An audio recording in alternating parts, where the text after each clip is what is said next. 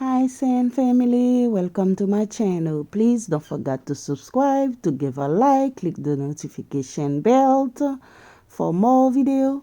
Today we're making a dessert with the corn muffin for night time. Thank you guys. Please don't forget to click the subscribe button. Thank you.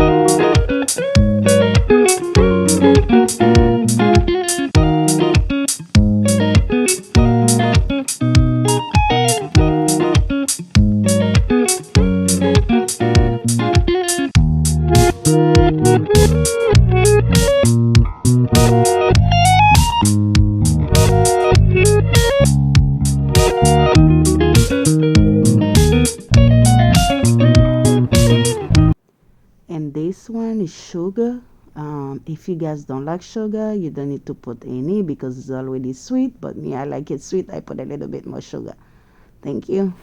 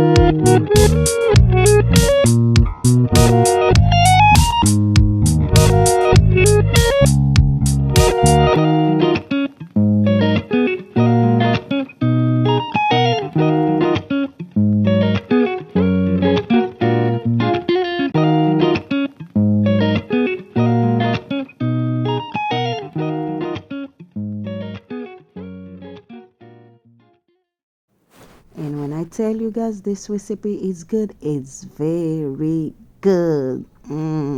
I love it.